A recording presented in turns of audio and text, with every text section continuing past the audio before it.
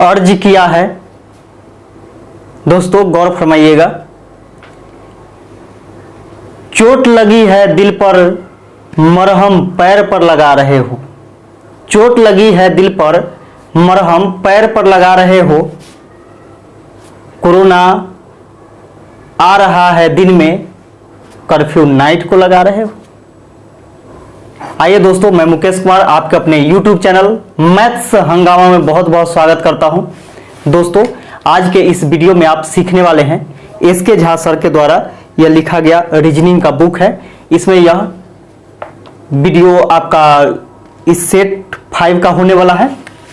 यदि यह वीडियो आपको अच्छा लगे तो वीडियो को ज़्यादा से ज़्यादा शेयर कीजिएगा अपने दोस्तों में, लाइक कीजिएगा, कमेंट करके हमें बताइएगा। और यदि इस चैनल पर नए हैं तो चैनल को सब्सक्राइब कर लीजिएगा ताकि इसी प्रकार का वीडियो आपको मिलते रहेगा। और हाँ, इससे पहले मैंने सेट 4 तक पढ़ाया, वो सभी का वीडियो इस वीडियो के डिस्क्रिप्शन बॉक्स में मिल जाएगा, वहां से जाकर के आप उसे देख सकते हैं।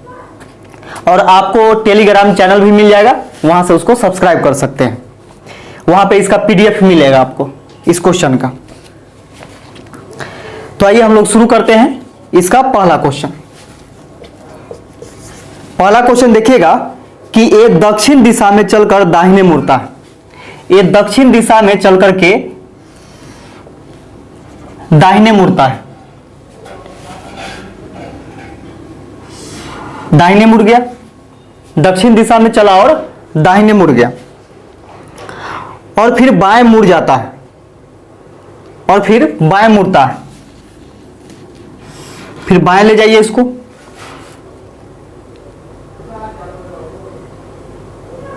और तब दाहिने, और फिर क्या होता है कि फिर दाहिने मुड़ता है।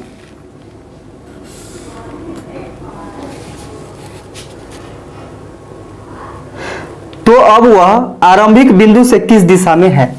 यहां पे देखिएगा कि आरंभिक बिंदु यहां पे है, इससे यह किस दिशा में है। अब यहां पे यह है ना, तो यहां पे देखिएगा कि ये दक्षिण दिशा हो जाता है और ये हो जाता है आपका पश्चिम दिशा होता है। और इसके दिशा में इस प्रकार है, देखिए तो इसी प्रकार है ना। तो यह कौन से दिशा में है, दक्षिण पश्चिम दिशा में। यानी अभी जहां पर है वह दिशा दक्षिण पश्चिम का दिशा है। यही आपका आंसर हो जाएगा दक्षिण पश्चिम, जो कि ऑप्शन नंबर ए में दिया गया। अगला क्वेश्चन देखिएगा कि एक समूह में R से P चुस्त है।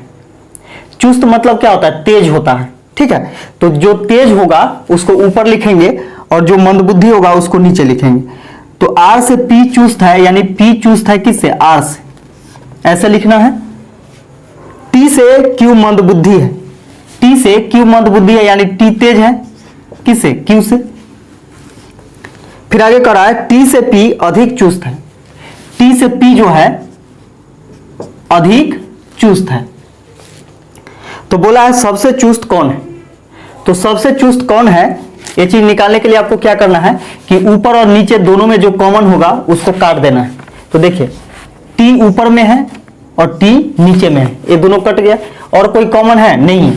तो सबसे ऊपर में जो बचेगा वह सबसे चुस्त होगा, और जो सबसे नीचे जो बचेगा वह मंदबुद्धि होगा।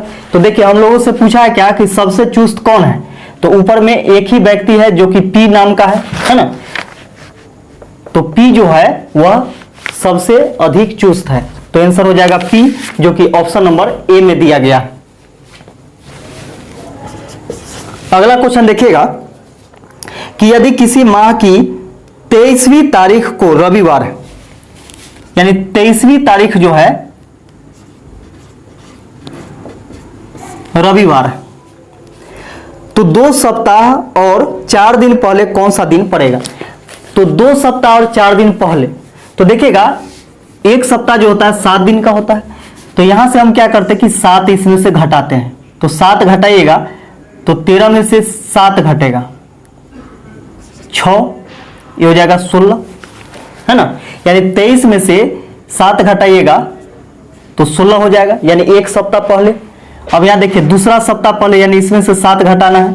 तो 7 घटाइएगा तो कितना बच जाएगा, 9 हो गया।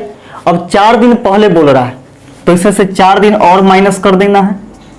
तो 4 माइनस कीजिएगा तो कितना हो जाएगा, 5 हो जाएगा। तो यहां पे देखिए कि रविवार है 23 तारीख, तो एक सप्ताह पहले भी रविवार रहा होगा, फिर इससे एक सप्ताह पहले भी रविवार रहा होगा, और रविवार से 4 दिन पहले। तो देखिए 1 2 3 4 यानी 8 तारीख शनिवार, ये 8 हो गया, 7 हो गया, 6 हो गया और ये 5 हो गया ना, ये 5 हो गया, 5 तारीख। तो रविवार, इससे एक दिन पहले शनिवार, इससे एक दिन पहले शुक्रवार, इससे एक दिन पहले बृहस्पतिवार और एक दिन पहले यानी 5 तारीख को बुधवार। तो किसी महीने के 23वीं तारीख रविवार है, इससे 2 सप्ताह और 4 दिन पहले कौन सा दिन होगा, तो बुधवार होगा।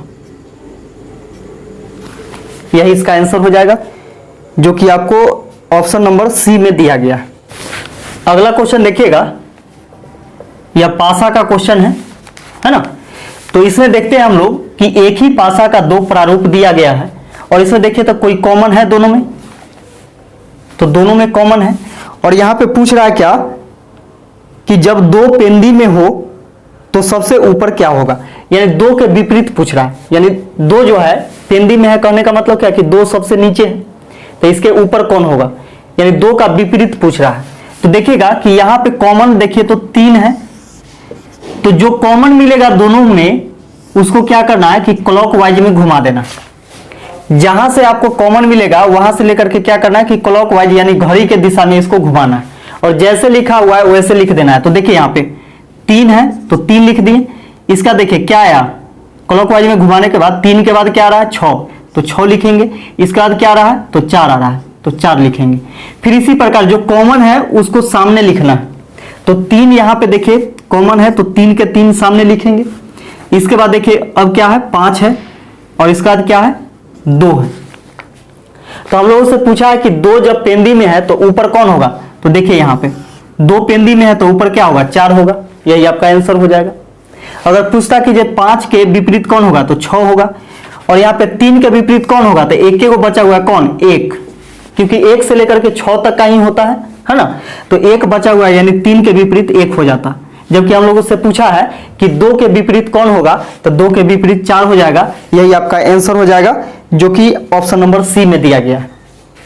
अगला क्वेश्चन देखिएगा 5वां नंबर, नीचे दिए गए चित्र का अध्ययन करके उस भाग को पहचानिए जो कि शिक्षित ग्रामीणों को दर्शाता है। तो देखिए शिक्षित भी होना चाहिए और ग्रामीण भी होना चाहिए, तो इतना सारा भाग जो आता है यह ग्रामीण क्षेत्र में आता है, जबकि एक भाग आता है आपका शिक्षित क्षेत्र में, और ये चीज जो है ये महिलाएं में है। तो ऐसा कहीं नहीं बोल रहा है कि ग्रामीण और शिक्षित को दर्शाता है लेकिन महिलाएं को नहीं दर्शाता है ना। तो ऐसा नहीं पूछा गया है। अगर ऐसा होता तो देखिए यहाँ पे 5 नहीं होता, 5 जो है वह ग्रामीण में भी है, शिक्षित में भी है और महिलाएं में भी है। अगर बोलता क्या कि ग्रामीण होना चाहिए, शिक्षित होना चाहिए लेकिन महिलाएं नहीं होना चाहिए, तब यह 5 नहीं होता। जबकि आप बोला कि ग्रामीण होना चाहिए, शिक्षित होना चाहिए, तो देखिएगा कि ग्रामीण और शिक्षित में कौन आ रहा है 4 आ रहा है, ग्रामीण और शिक्षित वाला भाग में 4 आ रहा है और 5 भी आ रहा है, तो 5 भी आ रहा है, तो यही आपका आंसर हो जाएगा 4 और 5, 4,5 या 5,4, जो कि ऑप्शन नंबर सी में दिया गया। अगला देखिएगा क्वेश्चन, निर्देश दिया गया है प्रश्न संख्या 6 से 8 के लिए।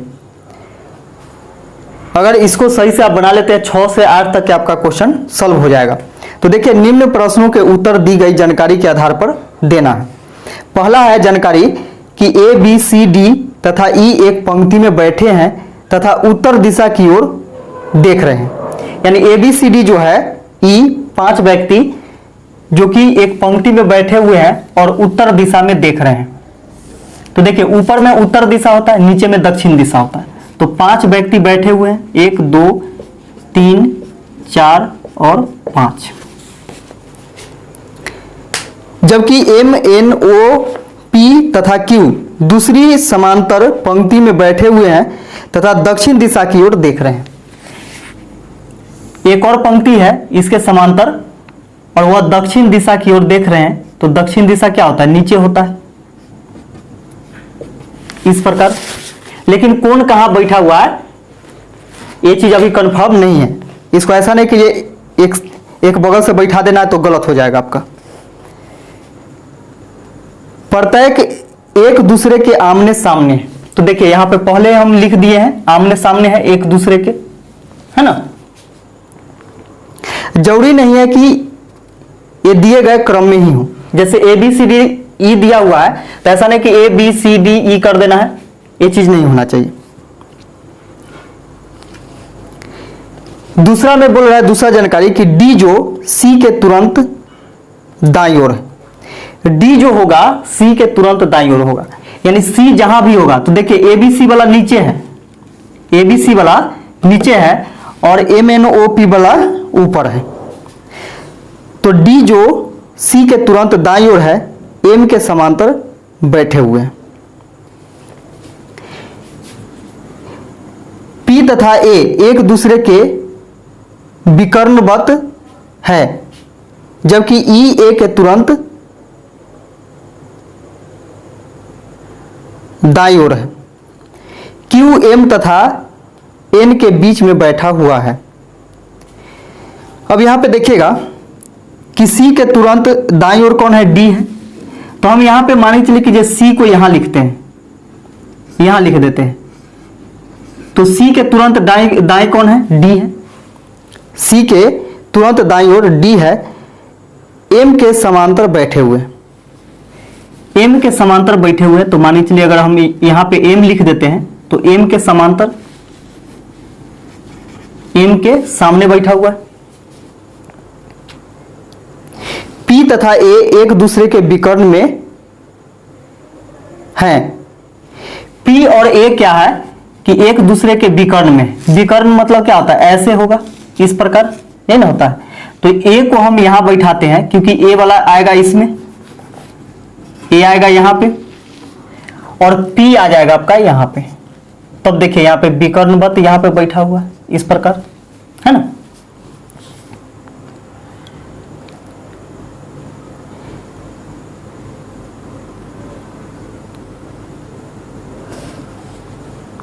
जबकि ई ए के तुरंत दाईं ओर है। अब देखिए ई जो है ए के तुरंत दाईं ओर है, तब ए के बाईं ओर इधर होगा, ए के बाईं ओर इधर होगा, जबकि दाईं ओर उधर कोई जगह ही नहीं बचा हुआ है। तो यहां पे हम ऐसे लिख सकते हैं। अब यहां पे ये चीज गलत है, ए को हम यहां पे लिखेंगे तो पी क्या होगा, इसके विकर्णवत होगा, यानी पी यहां पे होगा,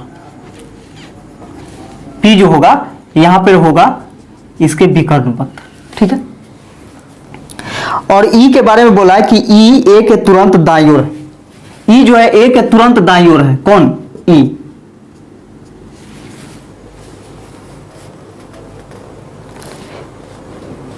इससे पहले पढ़िएगा कि डी जो सी के तुरंत दाईं ओर है, डी जो है सी के तुरंत दाईं ओर है, एम के समांतर बैठा हुआ है। तो यहां पे सोचिए कि डी जो है सी के तुरंत दाईं, तो डी को अगर हम यहां पे लिखते हैं और सी को यहां लिखते हैं, थोड़ा देर के लिए समझिएगा कि डी को हम यहां पे लिखते हैं और सी को यहां लिखते हैं, तो सी के तुरंत दाएं कौन है, डी है, और एम के समांतर बैठे हुए हैं। तो देखिए डी क्या एम के समांतर है, नहीं है, क्योंकि पी पहले से यहां पे इसके समांतर में है, पी जो है इसके समांतर में पहले से है। तो ये चीज नहीं होगा, सी को हम यहां लिखेंगे और डी को यहां लिखेंगे, है ना। तो एम जो होगा डी के समांतर यहां पे हो जाएगा, एम, ये हो गया। पी तथा ए एक दूसरे के विकर्णवत हैं, तो पी और ए एक दूसरे के विकर्णवत है। देखिए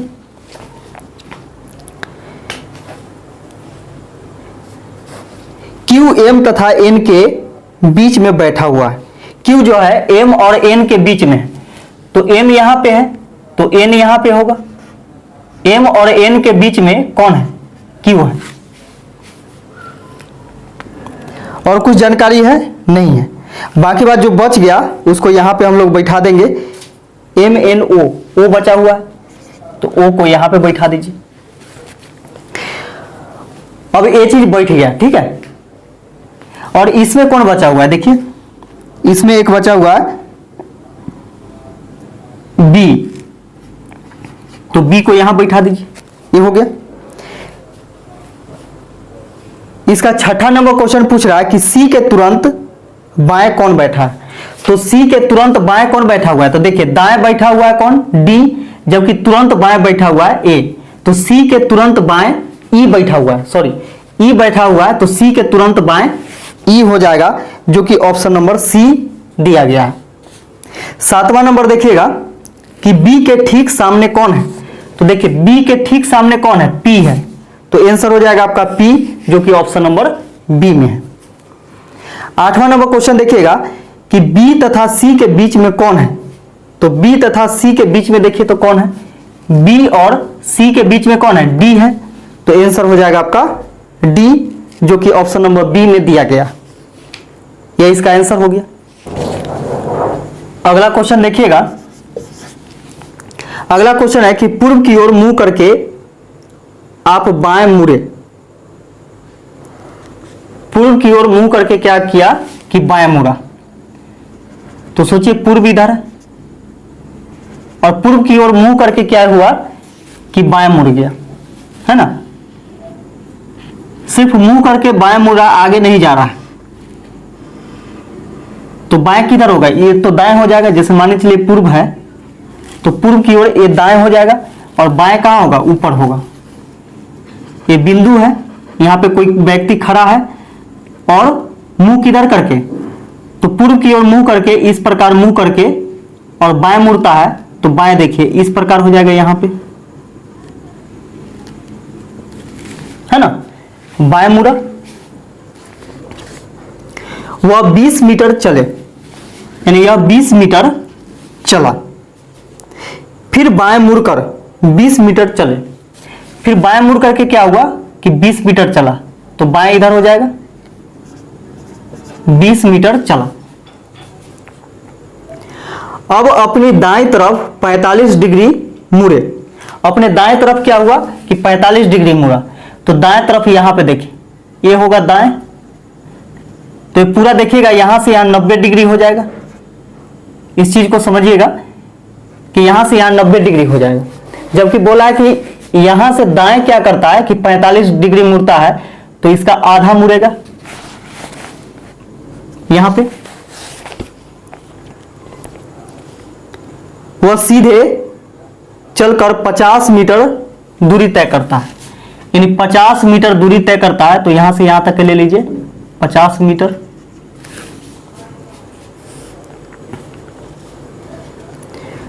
अपने प्रारंभिक बिंदु से आप किस दिशा में हैं, ये चीज पूछा जा रहा है कि अपने प्रारंभिक बिंदु से किस दिशा में।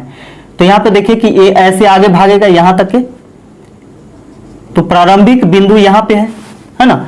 और देखिए तो इस भाग में है ना, यह इस भाग में है, दिख रहा है क्या कि पूरा उत्तर में तो है नहीं, तो ये होता है आपका पूर्व होता है, और ये होता है आपका ऊपर में उत्तर। तो देखिए तो पूर्व उत्तर दिशा में है, तो ये हो जाएगा आपका उत्तर पूर्व या पूर्व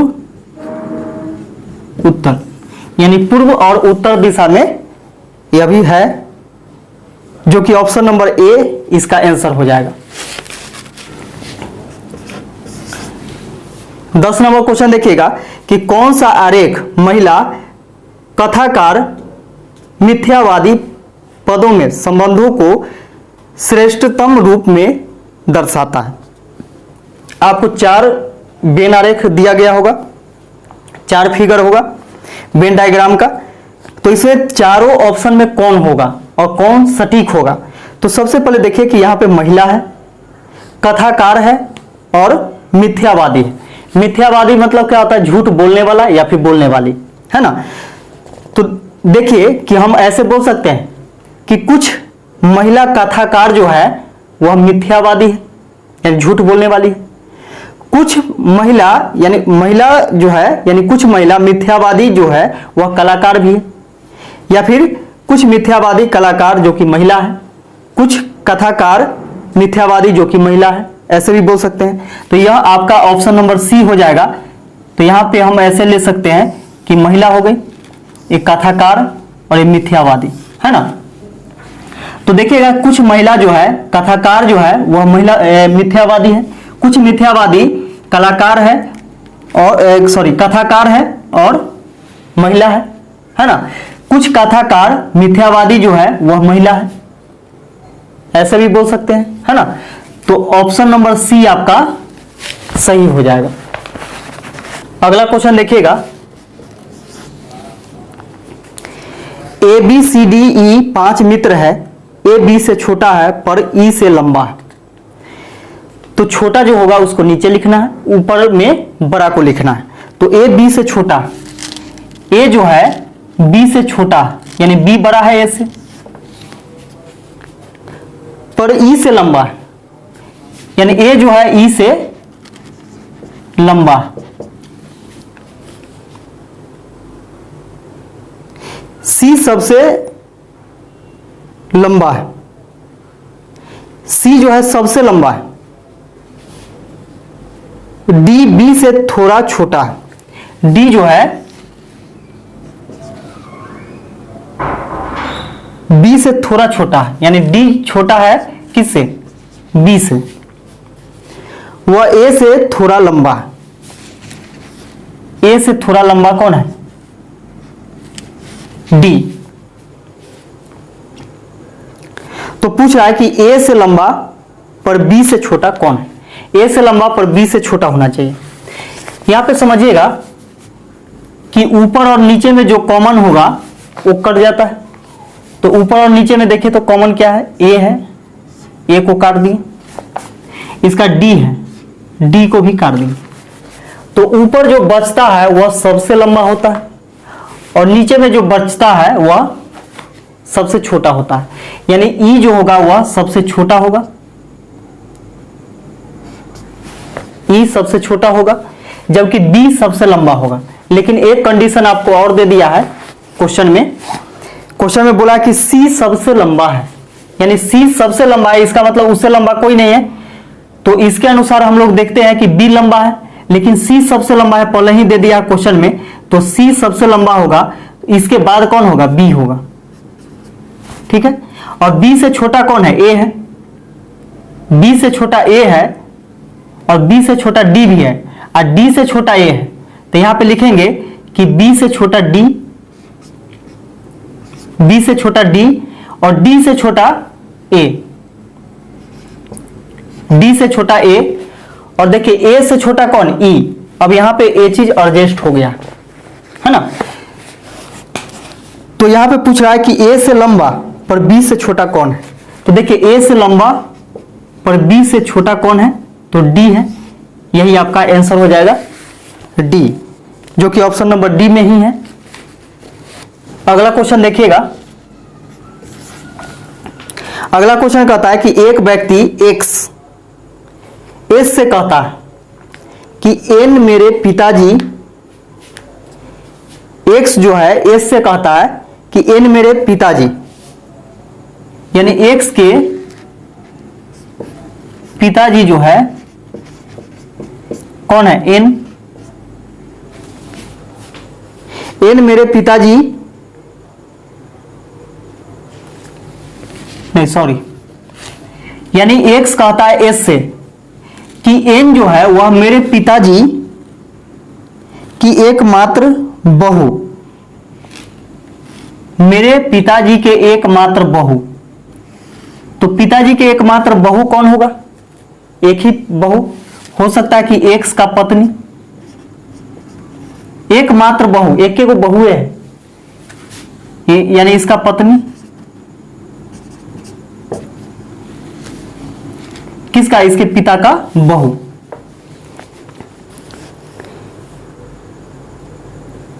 बहू यू की पुत्री है, बहू कौन है, यू, और इसका पुत्री है, पुत्री कौन है, एन। यानी एक्स कहता है एस से, एस को बोलता है कि एन जो है वह मेरे पिताजी के एकमात्र बहू यू की पुत्री है, कौन, एन। तो x व n के बीच क्या संबंध है? तो x और n के बीच क्या संबंध है? तो इसका देखिए, इसका ही पत्नी है और पत्नी के पुत्री कौन? पुत्री। तो ये दोनों में क्या हो जाएगा? पिता पुत्री, यानी इसका ही माँ, माँ के पति कौन? पिता, यानी पिता और पुत्री का रिलेशन होगा। तो यहां पे देखिएगा ऑप्शन नंबर डी जो है यह आंसर हो जाएगा, पिता पुत्री का रिलेशन हो जाएगा। अगला क्वेश्चन देखिएगा कि 6 व्यक्ति केंद्र की ओर मुख करके एक गोले में बैठकर खेल रहे हैं। एक गोला है और इसमें 6 व्यक्ति केंद्र की ओर मुंह करके गोला में खेल रहा है। 1 2 3 4 5 6 व्यक्ति हैं और यह केंद्र की ओर मुंह करके गोला में खेल रहा। अजय सुधीर के बाएं में है। अजय जो है सुधीर के बाएं। यहां पे अगर हम सुधीर को रखते हैं तो सुधीर के बाएं कौन है? अजय है। अजय सुधीर के बाएं। करीम राकेश व हरि के मध्य में। करीम जो है राकेश व हरि के मध्य में, यानी बीच में है। नीरज करीम के बाएं से दूसरा है। नीरज जो है करीम के बाएं से दूसरा है। तो करीम को हम यहां पे रखते हैं, करीम। तो इसका बाएं किधर होगा? इधर। बाएं जो होगा इधर होगा, दाएं इधर होगा। तो करीम को हम यहां पे अगर रख देते हैं तो करीम, नीरज जो है करीम के बाएं दूसरा है। करीम के बाएं दूसरा, पहला दूसरा कौन है? नीरज। नीरज। और इससे पहले देखिएगा कि राकेश व हरि के मध्य में है कौन? करीम। यानी करीम जो है राकेश और हरि के बीच में। तो राकेश और हरि के बीच में है, तो यहां पे देखिएगा कि यहां पे हम राकेश को रखते हैं और यहां पे हरि को रखते हैं। तो जरूरी नहीं है कि जो यहां पे राकेश होगा या फिर यहां पे हरि होगा, कंफर्म तो है नहीं। यदि हरि यहां होगा तो राकेश यहां होगा, अगर हरि यहां होगा तो राकेश यहां होगा। ये चीज हो सकता है। तो यहां पे पूछ रहा है कि नीरज के सापेक्ष करीम की स्थिति क्या है, यानी नीरज के सापेक्ष करीम की स्थिति क्या है? तो करीम यहां पे, तो दाहिने से दूसरा, नीरज के सापेक्ष जो है करीम का स्थिति जो है दाहिने से दूसरा है और बाएं से 1 2 3 4, बाएं से चौथा और दाएं से दूसरा। तो ऑप्शन नंबर ए में है बाएं से दूसरा है, नहीं। बी में है बाएं से तीसरा, ये गलत हो जाएगा। सी में देखिए दाएं से दूसरी, तो देखिए हाँ दाएं से दूसरा, या नीरज के दाएं से दूसरा कौन है? करीम है ना। तो ऑप्शन नंबर सी आपका आंसर हो जाएगा। देखिए अगला क्वेश्चन है 14 नंबर, कितने 9 6 व 7 के मध्य स्थित, कितने ऐसे 9 है जो कि 6 और 7 के बीच में, 6 और 7 के बीच में क्या होना चाहिए? 9 होना चाहिए। तो यहां पे देखिए 6 है 7 है, तो 6 और 7 के बीच में 9 है? नहीं है। यहां पे देखिए 6 और 7 के बीच में 9 है। 6 और 7 के बीच में 9 है, एक यहां पे निकला।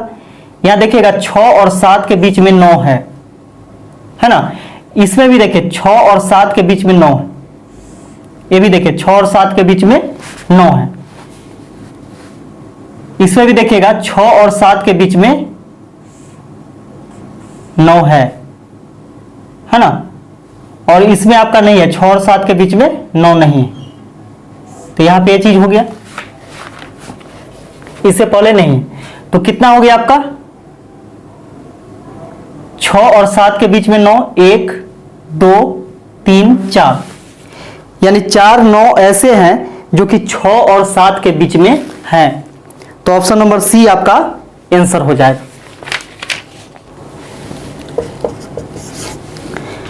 अगला क्वेश्चन देखिएगा कि अंग्रेजी वर्णमाला को विपरीत क्रम में लिखकर यदि उसमें से सभी स्वर निकाल दिए जाए तो शेष अक्षर श्रेणी में दाईं ओर से 8वां अक्षर कौन सा होगा?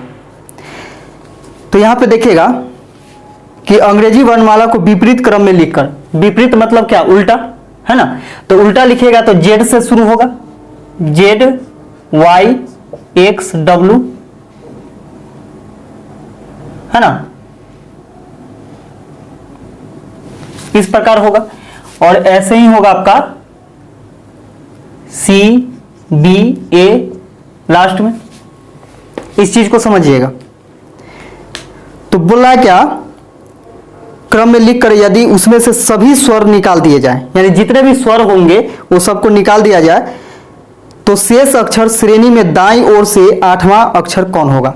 यानी दाहिने तरफ से हम लोग को 8वां निकालना है, तो दाहिने तरफ इधर से होगा, जबकि बाएं तरफ इधर से होगा, है ना। तो दाहिने तरफ इधर से हम लोग लिखते हैं कि A B C D E F G H I J, इस प्रकार है ना।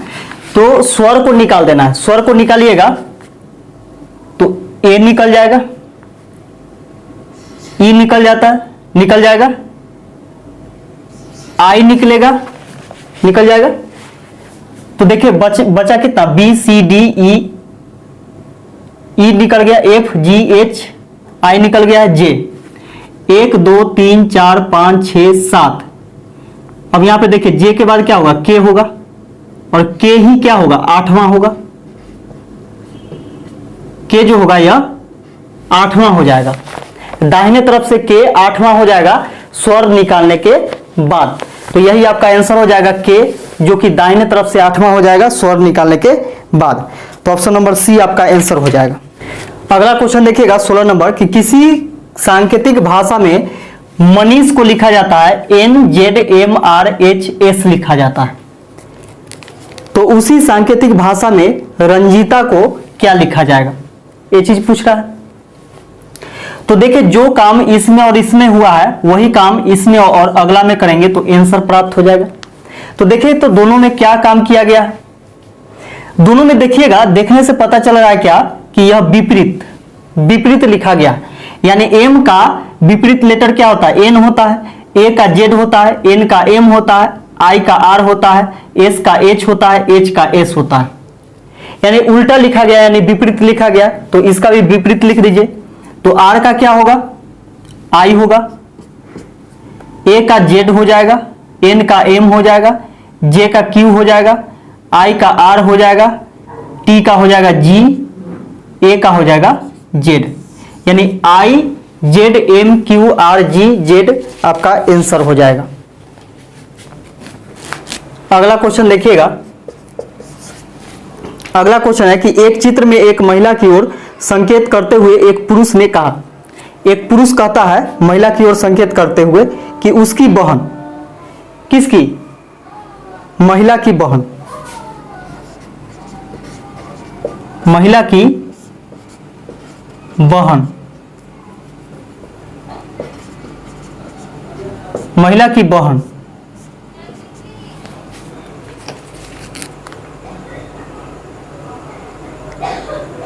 के पिता, महिला की बहन के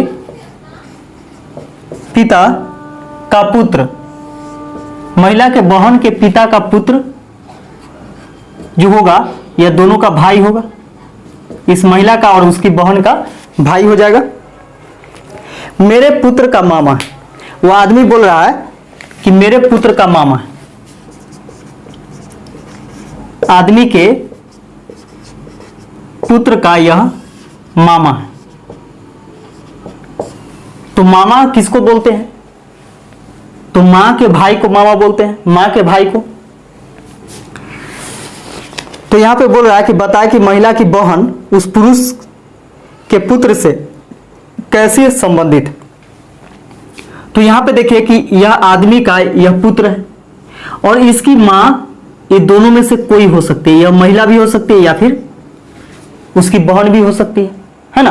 क्योंकि यहां पे देखिए कि आदमी का अगर ये महिला पत्नी होगी, आदमी का ये महिला पत्नी होगी, अगर पत्नी मान लेते हैं, तो पत्नी का जो भाई होगा वो यहां आदमी का साला होगा, जबकि इसके पुत्र का यह मामा होगा, है ना। या फिर आदमी का पत्नी, अगर हम इसके बहन को मान लेते हैं, महिला के बहन को, तो देखिए आदमी का ई, इसकी महिला के बहन जो है आदमी का पत्नी है, तो इसका ई माँ हो जाएगी। और माँ के भाई कौन, मामा। तो यही चीज बोल रहा था। तो यहाँ पे देखिए दोनों कंडीशन में आ रहा है। तो सोचिए कि अगर आदमी का पत्नी महिला है तो उसकी बहन जो होगी वह इसके पुत्र का कौन, मौसी, क्योंकि माँ के बहन, देखिए माँ के बहन मौसी। अगर इस महिला की बहन जो है इस आदमी का पत्नी हो जाएगी तो इस पुत्र का, इस महिला का बहन जो है या इसके पुत्र का क्या हो जाएगा, मां हो जाएगी। जबकि इसका ये महिला जो है ये बहन हो जाएगी, है ना। और इसके पुत्र का यानी आदमी के पुत्र का यह महिला कौन हो जाएगा, मौसी। तो एक बार अगर आदमी के पत्नी किसको, महिला को अगर मानते हैं तो उसकी बहन इसके लिए यानी इसके पुत्र के लिए मौसी हो जाएगी।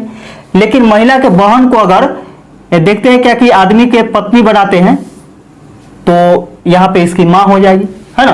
तो मां या मौसी दोनों में से कोई हो सकता है। तो ऑप्शन नंबर सी हो जाएगा, मां या मौसी। अगला क्वेश्चन देखिएगा कि यदि किसी घड़ी को इस तरह रखा जाए कि 12 का अंक पूर्व में हो तो 8 का अंक कौन सी दिशा में होगा। देखिए एक घड़ी है, इस प्रकार है,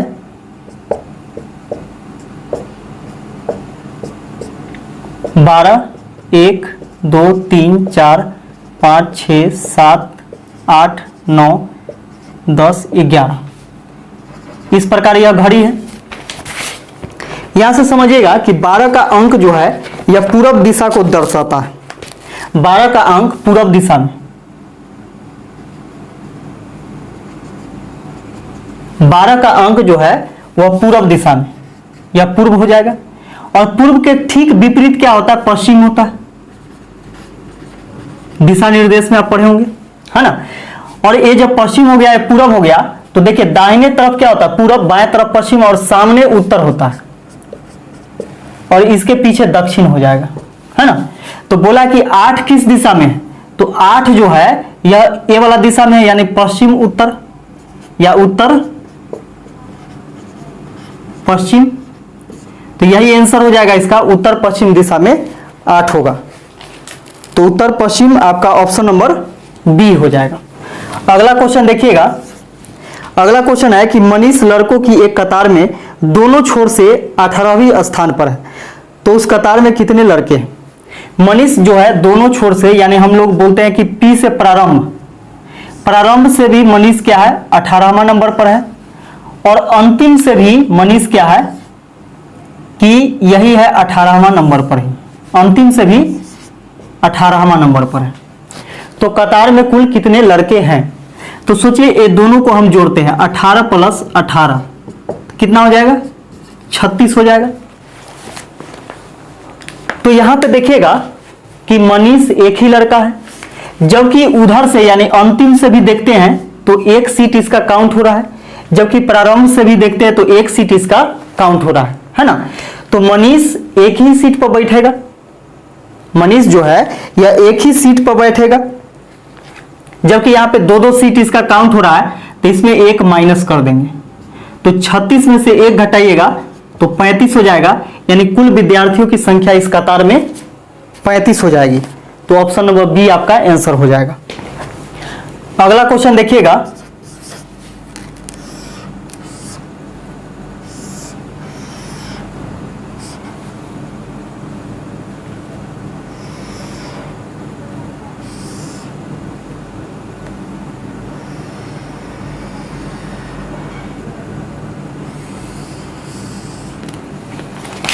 इस प्रकार फिगर दिया गया है और बोला नीचे दिए गए चित्र में कितने त्रिभुज हैं, यानी इसे त्रिभुज गिनना। तो यहां से समझिएगा कि त्रिभुज आपका ए वाला एक दिख रहा होगा, ए वाला देखिएगा तो एक त्रिभुज दिख रहा होगा, ए वाला, है ना। तो 1 2 3 4 5 6 7 8 त्रिभुज हो गया, है ना। अब यहां पे देखिएगा कि ऐसे हम काउंट करते हैं, एक, ये पूरा लेकर के ए वाला है ना, ये पूरा लेकर के तो एक हो गया। फिर इसी प्रकार यहां पे हम लोग देखते हैं कि ए वाला लेकर के 2 3 4 ऐड कर देंगे।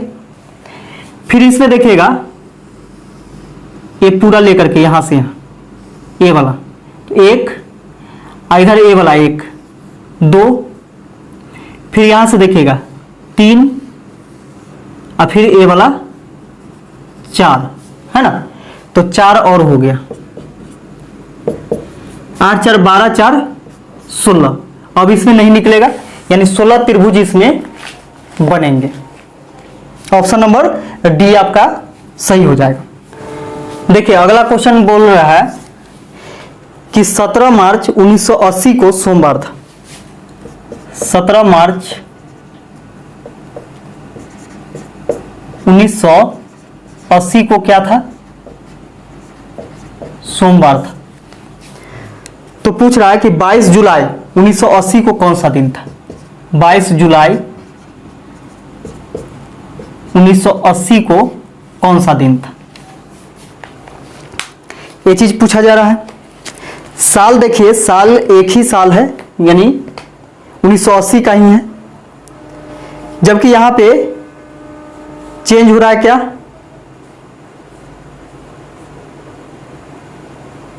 दिन चेंज हो रहा है और महीना चेंज हो रहा है।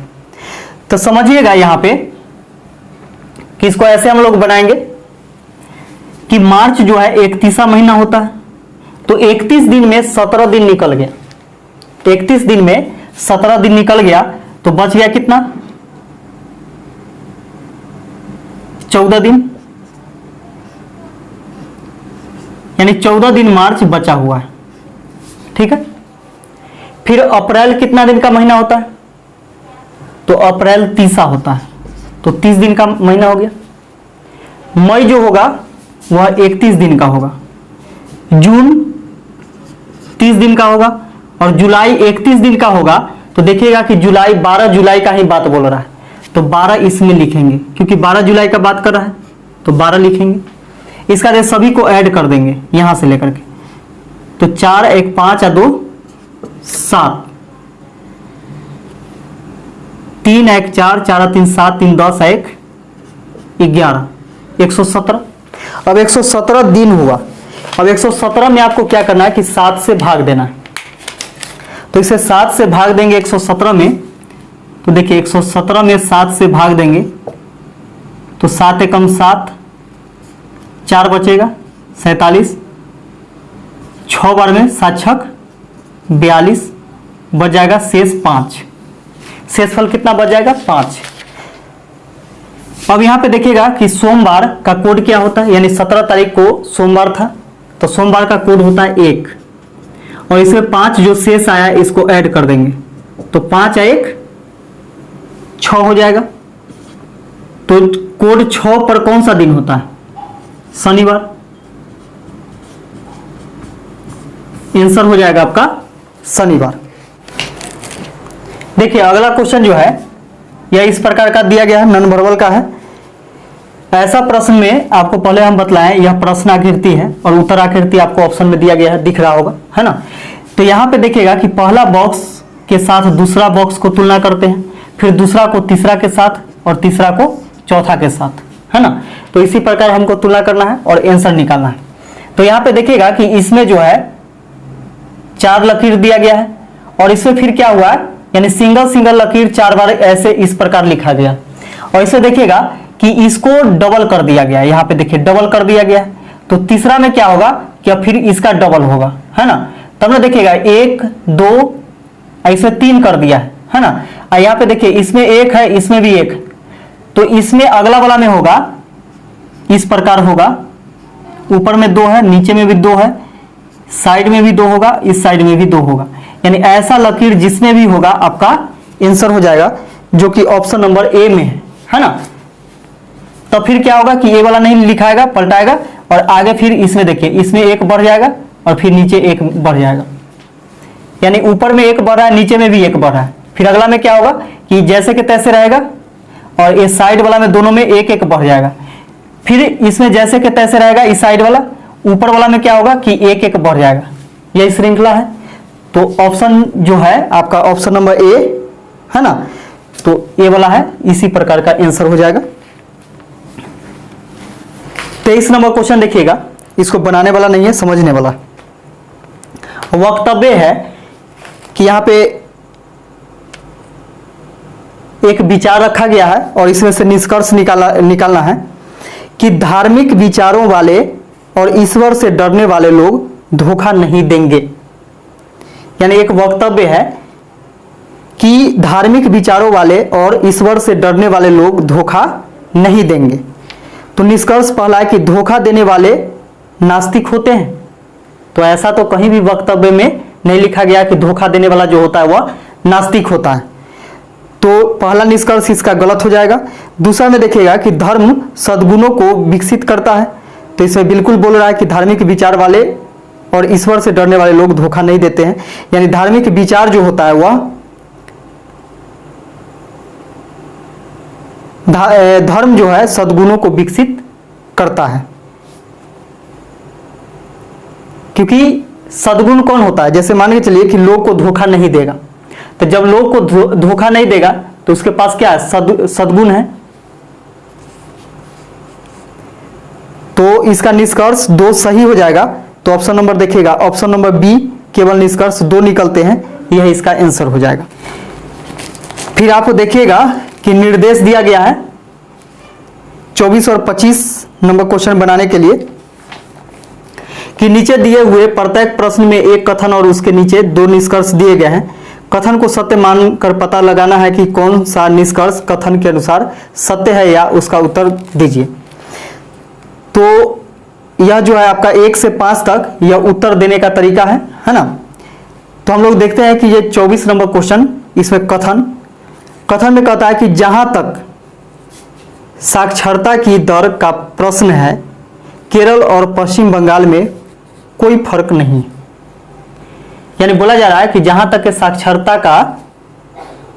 साक्षरता की दर का प्रश्न है कि केरल और पश्चिम बंगाल में कोई फर्क नहीं पड़ा है। इसका मतलब जैसे है वैसे ही है, पर बेरोजगार जनसंख्या के प्रतिशत के मामले में एक दूसरे से आगे। लेकिन बेरोजगार जो है वह जनसंख्या के प्रतिशत के मामले में एक दूसरे से आगे है। यानी बेरोजगारी आगे है, लेकिन शिक्षा का जो है यानी साक्षरता की दर में कोई भी चेंजिंग नहीं हुआ। निष्कर्ष क्या निकाला जा सकता है? पहला निष्कर्ष देखिएगा कि केरल में पश्चिम बंगाल की बजाय बेरोजगारी ज्यादा है। तो यहां पे आपको क्लियर नहीं दिया गया कि बेरोजगार संख्या के प्रतिशत के मामले में एक दूसरे से आगे है। तो कौन आगे है कौन पीछे है ये चीज बता रहा है? नहीं बता रहा है। तो यहां पे हम लोग ये नहीं कह सकते हैं कि केरल में पश्चिम बंगाल के बजाय बेरोजगारी ज्यादा है या फिर केरल में ज्यादा है पश्चिम बंगाल के बजाय। तो ये चीज गलत हो जाएगा। दूसरा देखिएगा, पश्चिम बंगाल में केरल से अधिक बेरोजगारी है, तो ये भी हम लोग नहीं कह सकते हैं, क्योंकि ऐसा तो नहीं बोला है। यहाँ पे बोला है कि जनसंख्या के प्रतिशत के मामले में क्या है कि एक दूसरे से आगे है, वो भी क्या चीज, बेरोजगारी में। तो एक दूसरे से आगे है, इसका मतलब क्या है कि कौन किससे आगे है कौन पीछे है, ये चीज इसमें क्लियर नहीं कर रहा है। तो इसलिए दोनों ऑप्शन आपका यानी निष्कर्ष जो है वह गलत हो जाएगा। तो इसका हो जाएगा आंसर 4। इसका आंसर 4 हो जाएगा यदि न तो निष्कर्ष 1 या न 2 कथन को अनुसरण कर रहा है। अगला क्वेश्चन देखिएगा 25 नंबर। कथन में है कि जब तक हमारा देश आर्थिक सभ्यता अर्जित नहीं कर लेता, राजनीतिक स्वतंत्रता और जनतंत्र का कोई अर्थ न होगा। कथन फिर से समझिएगा कि जब तक हमारा देश आर्थिक सभ्यता अर्जित नहीं कर लेता है, यानी आर्थिक रूप से संपन्न नहीं हो जाता है,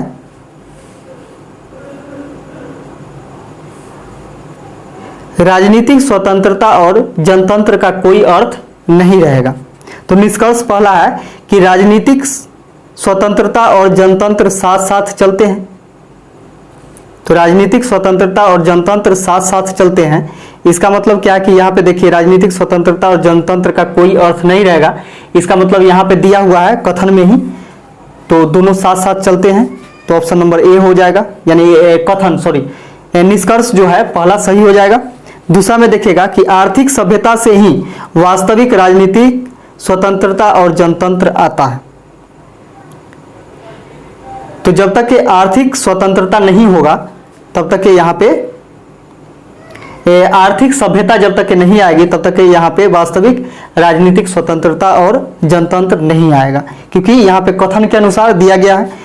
तो निष्कर्ष 1 और 2 दोनों सही है, तो इसका ऑप्शन हो जाएगा आपका 5, यदि 1 और 2 दोनों कथन का अनुसरण कर रहे हैं। तो कथन का अनुसरण दोनों कर रहा है, तो इसलिए इसका आंसर हो जाएगा आपका 5।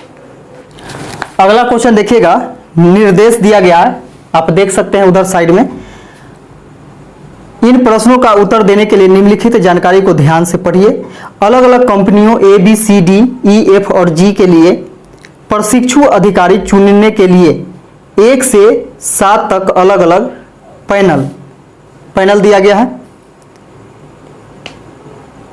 7 उम्मीदवारों हरीश, समीर, नीलेश, शैलजा, निकिता, लक्ष्मण और सुजाता का साक्षात्कार लेंगे, लेकिन जरूरी नहीं है कि इसी क्रम में। तो यहां पे देखिएगा कि कंपनी है, अलग अलग कंपनी है, यहां पे व्यक्ति भी है, तो यहां से हम लोग क्या करते हैं कि व्यक्ति लिख लेते हैं, व्यक्ति। इसके बाद है इधर कंपनी,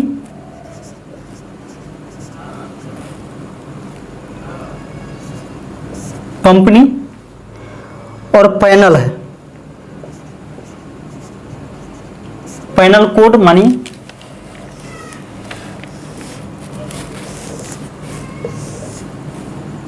इस प्रकार ये हो गया। व्यक्ति में कौन है? हरीश है, समीर है, शैलजा है, नीलेश है, ये सब है। तो 7 व्यक्ति है और 7 कंपनी है, इसमें 7 पैनल भी दिया गया है।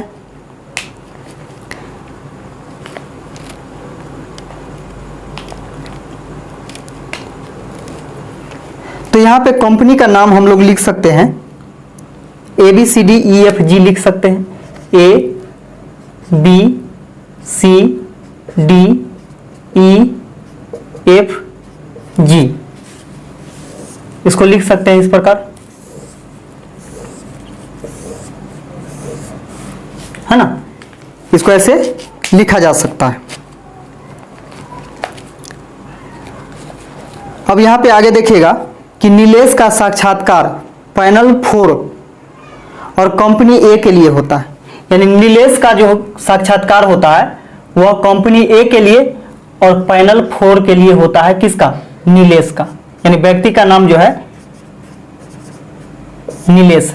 ये कंफर्म हो गया। समीर का साक्षात्कार पैनल 3 लेती है, यानी पैनल 3 जो है वह समीर का साक्षात्कार लेती है। तो पैनल 3 कौन है ये चीज पता नहीं है।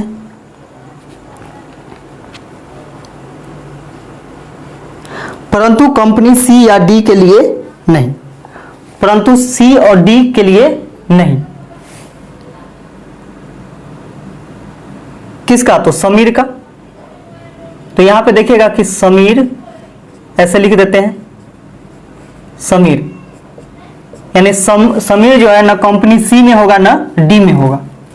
तो बी में हो सकता है, ई में हो सकता है, एफ में हो सकता है, जी में हो सकता है, कहीं भी होगा, लेकिन सी और डी में समीर नहीं होगा।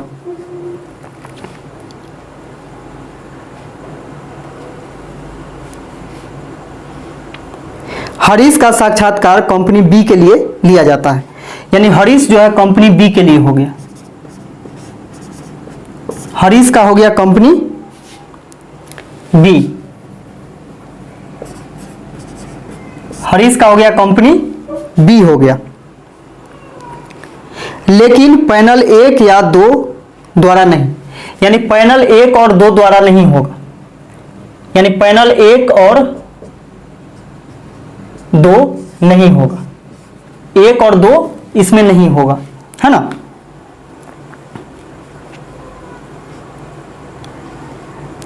कंपनी ई के लिए पैनल 6 निकिता का साक्षात्कार लेती है, यानी कंपनी ई के लिए कौन, निकिता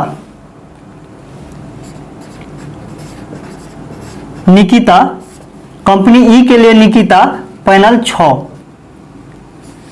6 के लिए यह लेता है।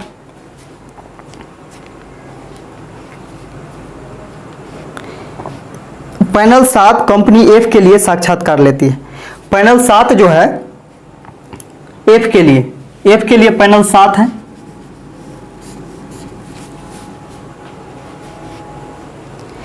शैलजा का साक्षात्कार पैनल 1 लेती है।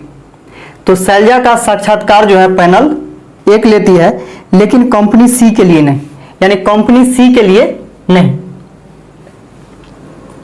यानी कंपनी सी के लिए नहीं है, यानी एक इसमें कंपनी सी में नहीं आएगा, एक जो है कंपनी सी में नहीं आएगा।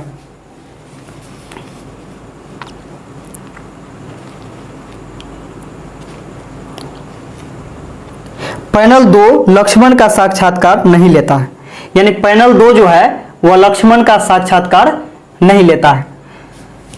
तो इतना जानकारी आपको मालूम है, और बाकी बात जो बचा हुआ है फिर से हम लोग पढ़ते हैं। नीलेश का साक्षात्कार पैनल 4 कंपनी ए के लिए लेता है, ये कंफर्म है। समीर का साक्षात्कार पैनल 3 लेती है। समीर का साक्षात्कार जो है पैनल 3 लेती है, परंतु कंपनी सी या डी के लिए नहीं। तो सी और डी में क्या होगा, पैनल 3 नहीं होगा, तो पैनल 3 नहीं होगा, और इसमें भी पैनल 3 नहीं होगा, क्योंकि यह हरीश के लिए हो चुका है। कंपनी बी जो है इसमें सिलेक्शन आपका यानी साक्षात्कार जो है हरीश के लिए हुआ है ना। तो कंपनी देखिए यहाँ पे न 3 इसमें होगा, न इसमें होगा, और ना ही इसमें होगा, तो किस में होगा, जी वाला में होगा। 3 यही बचा हुआ है, तो 3 हो जाएगा जी के लिए। तो यहां पे देखिए समीर का साक्षात्कार पैनल 3 लेती है, परंतु कंपनी सी या डी के लिए नहीं। तो सी और डी नहीं होगा, लेकिन जी तो होगा।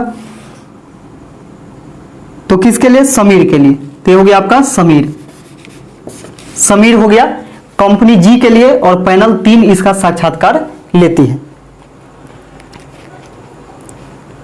हरीश का साक्षात्कार कंपनी बी के लिए लिया जाता है, यानी हरीश जो है कंपनी बी के लिए लिया जाता है।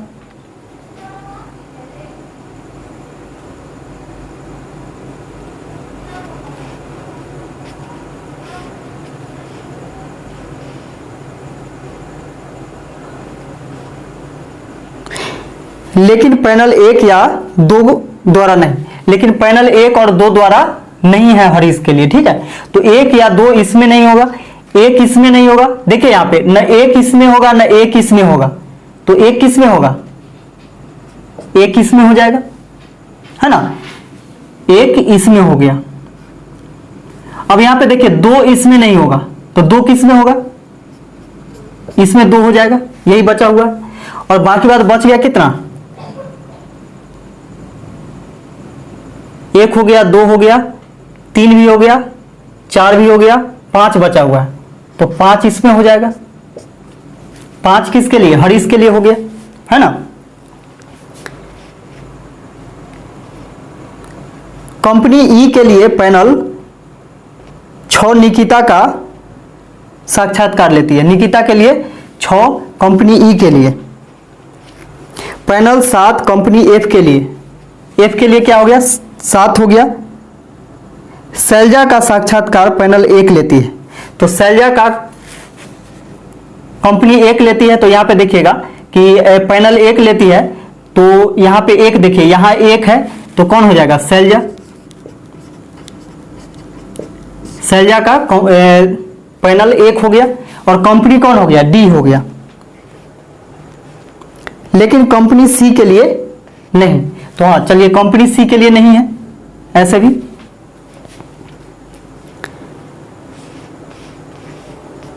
पैनल 2 लक्ष्मण का साक्षात्कार नहीं लेता है, यानी पैनल 2 जो है लक्ष्मण का साक्षात्कार नहीं लेता है। तो तो जब लक्ष्मण का पैनल 2 नहीं होगा तो एक ही पैनल बचा हुआ है कौन, 7, जो कि लक्ष्मण हो जाएगा। लक्ष्मण का कंपनी कौन हो गया, F हो गया और पैनल 7 हो गया। अब एक बच गया और कौन, इसमें देखिए व्यक्ति में सुजाता, तो सुजाता का कौन हो जाएगा, पैनल 2 और कंपनी C हो जाएगा, सुजाता। ठीक है, अब एक कंफर्म आपका हो चुका है। अब यहां से हम लोग क्वेश्चन सॉल्व करेंगे, इसको मिटा देते हैं, ये तो बनाने के लिए लिखे थे। इतना चीज आपका कंफर्म हो गया है। 26 नंबर क्वेश्चन देखिएगा कि शैलजा का साक्षात्कार किस कंपनी के लिए लिया जाता है। तो शैलजा का साक्षात्कार जो है कौन सी कंपनी, देखिए तो शैलजा का डी, कंपनी डी, जो कि ऑप्शन नंबर डी हो जाएगा। 27 में देखिएगा कि पैनल 2 किस कंपनी के लिए साक्षात्कार लेती है। तो पैनल 2 जो है कंपनी कौन, सी के लिए, पैनल 2 कंपनी सी के लिए, तो ऑप्शन नंबर ए आपका आंसर हो जाएगा। 28 में देखिएगा कि कंपनी जी के लिए किसका साक्षात्कार लिया जाता है। तो कंपनी जी के लिए किसका साक्षात्कार, तो समीर के लिए, है ना, तो समीर का साक्षात्कार होता है कंपनी जी के लिए, तो ऑप्शन बी हो जाएगा आपका आंसर, समीर। 29 नंबर क्वेश्चन है कि कंपनी एफ के लिए किसका साक्षात्कार लिया जाता है। तो कंपनी एफ के लिए किसका साक्षात्कार लिया जाता है, लक्ष्मण का, तो आंसर हो जाएगा आपका लक्ष्मण, जो कि ऑप्शन नंबर सी हो जाएगा। इसका अगला क्वेश्चन है, लास्ट क्वेश्चन है इस वीडियो का, कि पैनल 5 किस प्रशिक्षु का साक्षात्कार लेती है। तो पैनल 5 जो है वह कौन से प्रशिक्षु का लेती है, तो हरीश का, तो आंसर हो जाएगा आपका हरीश, जो कि ऑप्शन नंबर ए में है। तो वीडियो देखने के लिए आप सभी को बहुत बहुत धन्यवाद।